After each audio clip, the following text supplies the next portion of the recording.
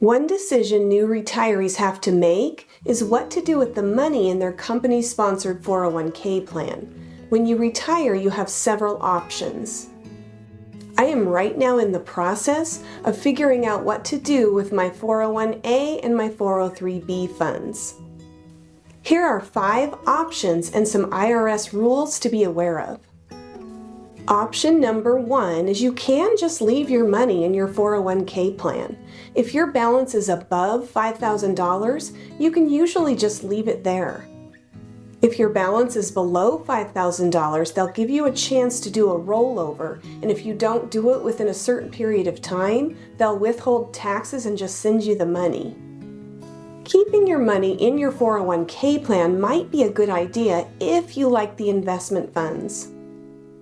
There are some reasons to leave your money there in your 401k plan.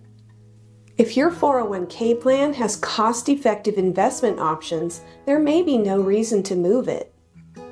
When you work for a large company, that employer can usually negotiate lower fees and expenses for that plan. Take a look at the administrative and investment costs for your 401k plan. You can look up the fees you're paying on your annual fee disclosure statement. Depending on the provider, the annual fee disclosure statement may be available online. If not, you can request it from your plan administrator. The plan administrator can request access from the provider. You may also be able to move your money into lower cost funds within that 401k plan.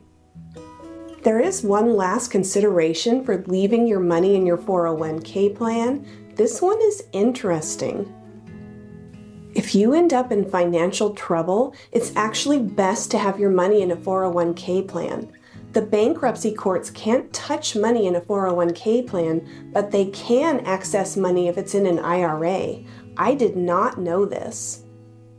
Option 2 is to transfer your money from your 401k to an IRA. This is probably what I'm going to do soon. After you retire, you can transfer or roll over the money from your 401k into an IRA. This could be a good idea if you're looking for more investment options. To transfer your 401k to an IRA, you can request a direct rollover. With a direct rollover, you can request that your employer transfer your funds from your 401k into the IRA you choose. A rollover should not be a taxable event, whether it's pre-tax to pre-tax or Roth to Roth. A direct rollover should be a tax and penalty-free transfer. You'll need to either call your 401k provider or start the process online. They'll probably need some paperwork, but you can have the money sent directly to the new account. Once your money is in the new IRA, you'll have to choose how to invest it. I've gone through this process transferring one IRA to another. It takes some time. Once everything was finally transferred, there was a 2-week hold before I could invest the money. Rollovers typically take 2 to 4 weeks to complete. Most 401k plans have a limited selection of investments. If you're happy with the investments, then there's no reason to move it. However, IRAs usually have a larger selection to choose from. The average 401k plan might have a couple dozen funds to choose from, but an IRA can have thousands. By moving your funds with an IRA rollover, you should be able to build the portfolio you want and hopefully get the rate of returns you want. Option number 3, you can withdraw a lump sum from your 401k. You have the option of withdrawing a portion or all of your 401k after you retire. But be very aware that withdrawals from your traditional 401k plan will be taxed as income.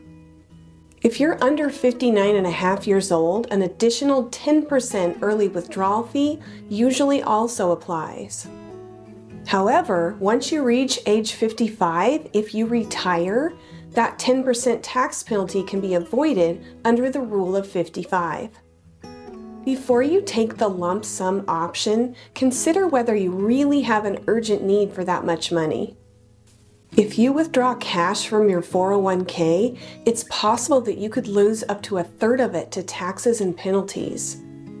Even worse, if you take a large lump sum withdrawal, that could bump you up into a higher tax bracket.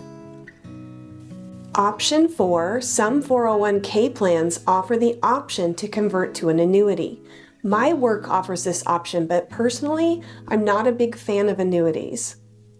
Some people really like them though. This option is usually called an immediate annuity. This converts a lump sum 401k balance into a monthly income stream of payments right away. The income payout is guaranteed, but this form of income may not be right for everyone. Also be aware that the guarantees are based on the annuity company's ability to pay the claims. There could also be consequences if you choose this option. You could lose access to your funds in the event of an emergency. You could also possibly receive less than your principal amount back if you die before you receive that principal amount.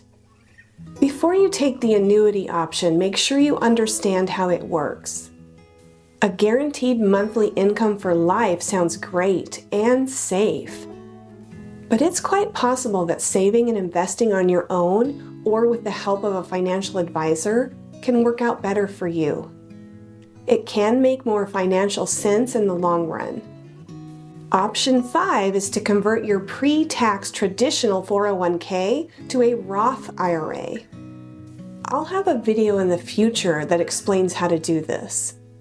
401ks have substantial future tax implications. With taxes going up in the next few years, you might want to pay those taxes now instead of later.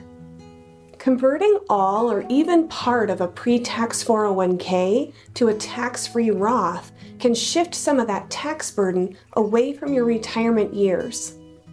I'm personally planning to roll my 401a and 403b to IRAs.